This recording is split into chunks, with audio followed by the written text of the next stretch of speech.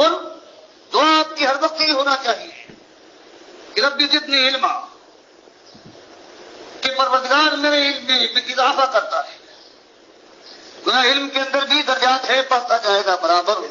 اللہ تعالیٰ کی داد و دہیج کی انتہا نے یہ فرما یہ دعا کرنا چاہیے. اور اسی کی نسبت سے جب اللہ کے نبی صاحب کو یہ پوچھا جا رہا ہے تو ہم کس شمار میں ہیں؟ ہم کو تو ہم بے حساب لگاتار یہ ہونا چاہیے کہ ہم جاہد پروردگار، ہمیں علم دے پروردگار، ہمارا علم کو سچا علم بنا. آج اس گمراہی کی حالت کے دور میں جو ہر کی حالت علم کی شکل میں پیش کی جا رہی ہے، بنا اور سوار کر پروردگار اس کے فریض سے بنا. فرمایا باقی یاد رکھو کہ تمہارا ایک بہت بڑا دشمن ہے، کھلا دشمن ہے، ازل سے لے کر قیامت تک کے لیے تمہاری دشمنی کی بات کرے گا میدان معیشت میں. ایسا تمہارا اس سے غافل نہ ہونا، انہیں تمہاری خرابی ہے. جہاں ایسی بات آتی ہے وہ لقد کہنا، اور بتایا تمہاری حیثیت میں معلوم. اگر وہ بہت تو دکھاؤ، زیادہ رکھو، اپنے نفسوں کو بہت بڑا نہ کرو، تواضع کے ساتھ اللہ کی بندگی کے ساتھ دھیرے دھیرے رکھو. لقد کہنا، البتہ ہم نے وعدہ لیا تھا، ثبوت کیا تھا ایک کام، دونوں معنی الہ آدم من قبل، ایک ذمہ داری، ایک حکم دیا تھا، ایک وعدہ اور عہد لیا تھا اس سے پہلے، فنسیا. تو تم انسان ہو، جانتے ہیں ہم نے تم کو عالم الغیب بے خطا نہیں بنایا ہے. ہم کو یہ معلوم ہے ہم نے تم کو بنایا ہے تم خطا ہو. کل بنی آدم خطا ہوں، خیر الخطائین التواب.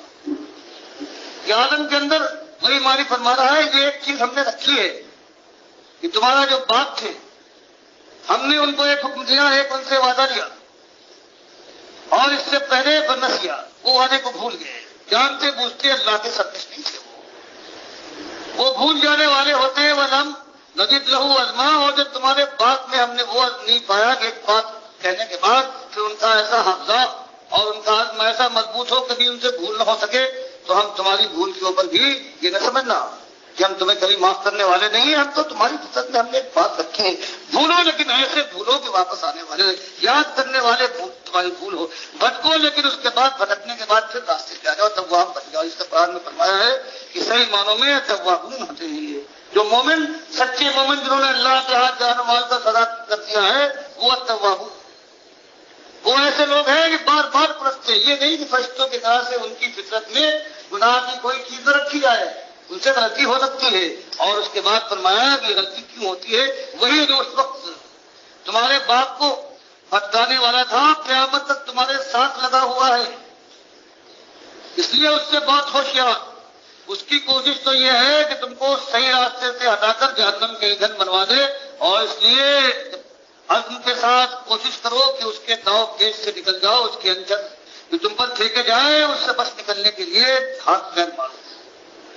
وہ واقعہ یاد دلاتا ہے، ایسا موقع آتا ہے مالک یاد دلاتا ہے، وہ شاید یہ شیطان تمہارے پیچھے لگا ہوا ہے، تمہاری ہاتھ میں ہے، تمہاری راہ مانے گا. یہ ایسا اتنا بڑا ٹھگ ہے کہ اس کے جو اندازے ہیں، جس کے انداز ہیں، ان کو سمجھنا، ان سے بچ کرنا بڑا مشکل ہے. تب انسان ہوشیار نہ رہے. فرمایا وہ بات یاد کرو اپنے دشمن کا وہ قصہ اور حکایت یاد کرو. وَإِذْ قُلْنَا لِلْمَلَائِكَةِ اسْجُدُوا لِآدَمَ، ایک وقت ایسا آیا ہے کہ ہم نے حکم دیا فرشتوں کو کہ سجدہ کرو لآدم، آدم کے سامنے جھک جاؤ. فسجدوا، سارے جھک گئے الا ابلیس، ابلیس نے جھکنے سے انکار کیا. ابا، اس نے انکار کر دیا. یہاں بہت سی باتیں پیدا ہوتی ہیں کہ فرشتوں کو کیوں کہا گیا کہ ان کے سامنے جھک جاؤ. اللہ نے اس کی تشریح نہیں فرمائی. اصلی مطلب قرآن کے اندر صاف واضح اللہ نے فرمایا، اللہ کے نبی صلی اللہ علیہ وسلم نے ایسی واضح تشریح نہیں فرمائی، متشابہات میں سے رکھا ہے. تو ہم اس کو جو اللہ نے فرمایا ہے اس کو مانیں گے. باقی کیوں کیسے یہ ہمیں معلوم نہیں ہے، ہم اس کو جیسے ہے کیفیت معلوم کیے بغیر اس کو مانتے ہیں.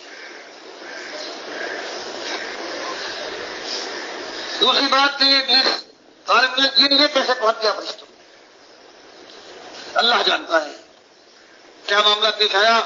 آج کل جب قصے کہانی یہ اسرائیلیات سے جو لوگوں نے لیا ہے وہ بات اس کو مالی طریقے سے چھوڑ دیا ہے. اللہ کے رسول کا سامنے اس کی تہذیب مناسب نہیں سمجھی ہے. اللہ کے حکم سے اس کو وہی رہنا چاہیے. اس سے آگے بڑھنے اگر کوئی ہمت کرتا ہے تو اس کے دل میں ذائقہ ہے۔